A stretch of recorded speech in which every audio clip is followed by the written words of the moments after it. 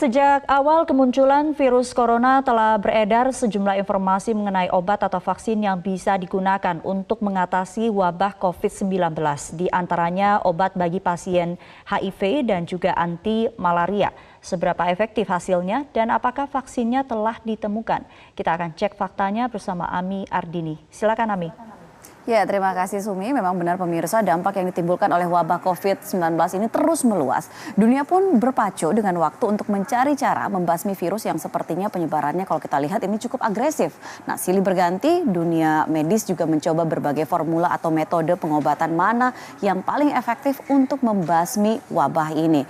Nah, sampai saat ini memang ada sejumlah negara yang sedang mengupayakan riset untuk menemukan vaksin bagi virus yang ditemukan di akhir 2019 lalu di kota Wuhan, Tiongkok.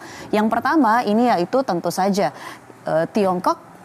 Kalau kita lihat Tiongkok ini perusahaan farmasi dan juga pusat penelitian di sana segera bergerak untuk mencari penangkal virus ini sesegera mungkin setelah ditemukan. Nah, perkembangan terbarunya ini adalah ada perkembangan yang cukup signifikan dari penelitian Tiongkok bersama dengan perusahaan farmasi asal Amerika Serikat yaitu Gilead Sciences ini mengenai obat remdesivir. Nah, para ilmuwan ini menemukan bahwa remdesivir dan juga chloroquine ini atau obat anti malaria yang diproduksi oleh Gilead Sciences ini cukup efektif ketika diuji coba di COVID-19 di laboratorium. Nah, Tiongkok juga mencoba beberapa metode lainnya termasuk juga dengan menggunakan terapi plasma darah dari pasien COVID-19 yang telah sembuh. Nah, ini plasma darah ini kemudian digunakan untuk memproduksi antibodi yang akan memperkuat imunitas tubuh terhadap virus corona. Kemudian tentunya ada Amerika Serikat di sini. Amerika Serikat ini paling banyak melakukan penelitian dan sejauh ini ada beberapa yang hasilnya bisa dikatakan cukup menggembirakan. Misalnya perusahaan bioteknologi Inovio Pharmaceuticals yang saat ini sedang mengembangkan Inno 4800.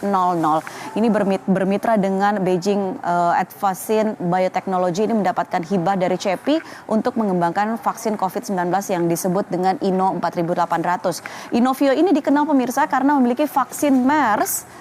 Ini sebelumnya pernah memproduksi vaksin MERS yang sudah diuji cobakan kepada manusia dan vaksin ini saat ini memasuki fase pra-uji klinis. Kemudian juga ada vaksin lainnya yang sedang dikembangkan di Amerika Serikat, ada mRNA 1273 yang dikembangkan oleh Moderna. Ini saat ini statusnya sudah masuk uji coba tahap 1 yang akan dilakukan pada April 2020 ini dengan menggunakan teknologi menginjeksikan kode genetik ke dalam otot manusia sehingga sel otot itu kemudian akan memproduksi viral protein. Nah, ada juga perusahaan bioteknologi lainnya yaitu CureVac yang ini mencoba untuk memberikan kekebalan tubuh terhadap COVID-19 dalam dosis yang rendah dan kandidat vaksin ini juga masih dalam tahap pra-uji klinis. Selain itu, ini juga ada merupakan perusahaan farmasi milik Johnson & Johnson yaitu Janssen yang juga sedang mengembangkan vaksin berbasis vektor yang terbukti efektif untuk melawan virus Ebola. Lantas juga ada Sanofi Pasteur, ini juga memiliki pendekatan yang berbeda dengan apa yang dilakukan oleh sejumlah perusahaan farmasi lain yaitu dengan tidak menyuntikkan protein virus ke dalam otot manusia untuk menghasilkan vaksin, tetapi mereka memproduksi sendiri versi protein tersebut. Nah, selanjutnya kalau tidak hanya Tiongkok dan Amerika, ada sejumlah negara lain. Kalau kita lihat di sini juga ada Inggris yang sampai saat ini memang belum ada update terbaru, tetapi Inggris sendiri menyiapkan dana 20 juta pounds untuk penelitian dan pengembangan vaksin. Kemudian, nah ini Israel juga ini cukup baik atau bagus perkembangannya. Saat ini sedang dilakukan uji coba vaksin Miguel Galili Research and Institute yang rencananya ini akan diuji coba pada Mei 2020.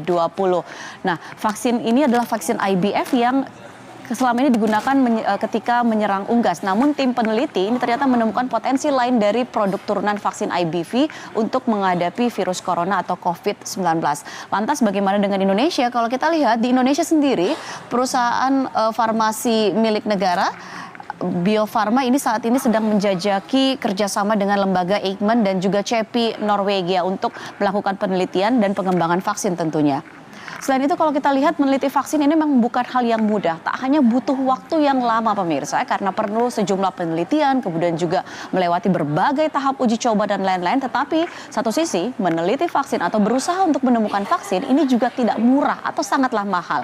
Walaupun di satu sisi juga kita harus akui bahwa potensi keuntungan ekonomi bagi yang berhasil menemukan ini juga sangatlah besar. Tak heran kenapa negara-negara tadi di dunia ini tak segan untuk mengucurkan dana jutaan dolar untuk mencari formula yang paling cepat, paling tepat, dan paling efektif. Nah, tak sepenuhnya ini hanya milik negara, tetapi rata-rata pihak swasta pun juga ikut berkepentingan di sini. Kalau kita lihat di Amerika Serikat sendiri berapa biayanya, tidak ada biaya yang pasti disampaikan, tetapi Presiden Amerika Serikat Donald Trump ini sudah menandatangani legislasi dana darurat sebesar 8,3 miliar US dollar ini untuk mengatasi wabah virus corona. Ini dana 8,3 miliar US dollar ini juga sudah termasuk dana untuk melakukan riset ataupun pengembangan pencarian vaksin. Kemudian juga dari pihak swasta ada yayasan, ini adalah milik orang terkaya di dunia, yaitu Bill Gates, pendiri Microsoft.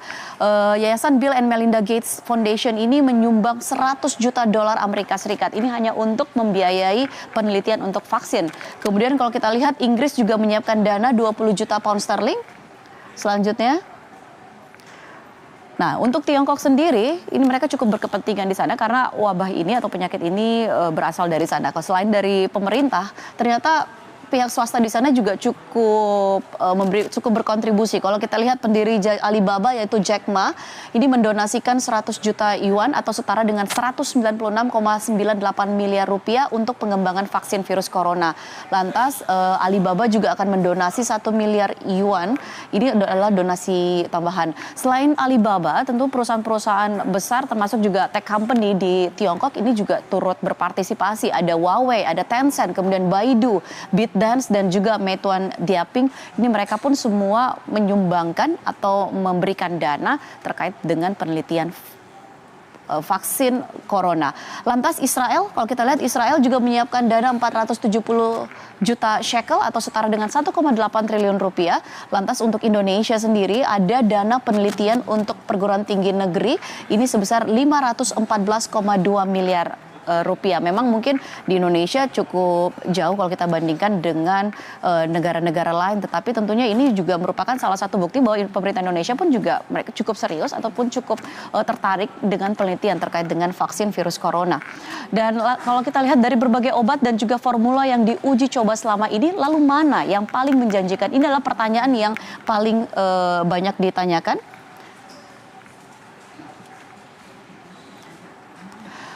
Ya, ini sebenarnya kalau kita lihat yang mana yang paling menjanjikan ini adalah kita bisa lihat dari langkah Tiongkok yang saat ini sedang mengajukan hak paten untuk menggunakan remdesivir yang sempat saya sebutkan di awal tadi.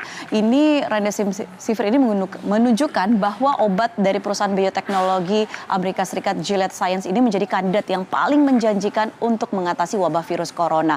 Nah, upaya ini juga berpeluang membuat Gilead untuk mengontrol peredaran obat antivirus itu di Tiongkok, karena yang harus Anda ingat bahwa remdesivir hingga saat ini belum mendapatkan lisensi di seluruh dunia. Itulah sebabnya kenapa Gilead ini berusaha untuk mendapatkan lisensi. Nah, remdesivir ini tidak sendiri, tetapi dalam penggunaannya ini digunakan bersama dengan chloroquine yang selama ini dikenal sebagai obat anti malaria. Nah, kalau kita lihat dari penelitian selama ini di laboratorium, ternyata paduan keduanya ini sangat efektif untuk memerangi virus corona. Bahkan pernyataan ini dimuat dari situs virologi di Wuhan, Tiongkok, dan pengajuan patennya pun juga sudah dilakukan sejak 21 Januari 2020, dan kombinasi ini pun juga sudah masuk di jurnal Cell Research pada 4 Februari 2020. Dan kalau kita lihat sebenarnya hingga saat ini persoalannya adalah karena kedua obat ini baru diuji di laboratorium, belum diuji ke manusia. Itulah kemudian yang menjadi pertanyaan baru adalah bagaimana ketika ini sudah diuji kepada manusia. Karena sebenarnya kalau remdesivir ini belum mendapatkan lisensi di negara manapun, tetapi chloroquine ini adalah obat yang sudah dikenal sejak 80 tahun lalu. Ini adalah obat yang digunakan untuk mengatasi malaria, sehingga tentunya ini juga sudah tersedia di mana-mana. Tetapi ini uji cobanya kepada manusia akan dilakukan sesegera mungkin. Lantas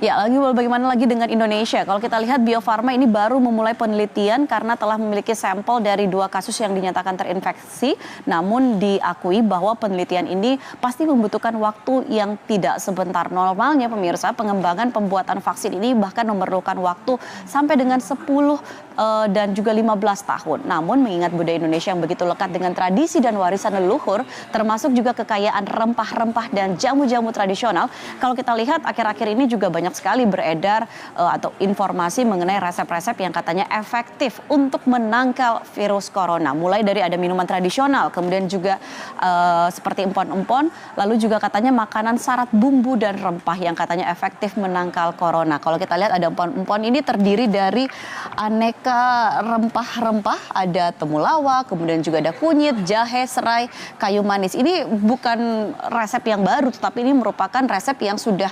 disajikan atau diwariskan turun-temurun. Kemudian juga soal makanan khas Indonesia, katanya sayur-sayuran seperti yang syarat bumbu seperti sayur lodeh, kemudian juga sayur asam, kemudian juga nasi kapau dan lain-lain. Ini dikatakan cukup efektif karena kandungan rempah-rempahnya atau herbalnya di dalam sini yang lumayan bisa untuk untuk mengatasi ataupun setidaknya untuk meningkatkan daya tahan tubuh. Nah, lagi-lagi sayangnya karena belum ada bukti empirik ataupun juga belum ada uji klinis atas klaim ini, jadi ini pun masih kita pertanyakan seperti apa keefektifannya. Nah, tetapi apapun itu sampai sekarang memang belum ada gold standar. Yang bisa kita lakukan saat ini adalah bagaimana kita memperkuat imunitas tubuh dengan mengonsumsi makanan bergizi, istirahat yang cukup, dan juga kalaupun kita mau menggunakan jamu ataupun tanaman herbal juga boleh. Jadi intinya bahwa tidak ada salahnya ketika Anda mengonsumsi rempah-rempah tradisional ini kalau Anda ingin meningkatkan imunitas, karena imunitas yang baik ini juga akan memperkecil resiko Anda terjangkit virus corona ataupun juga penyakit-penyakit lainnya. Demikian fact check kali ini, kembali ke Anda Sumi, silahkan.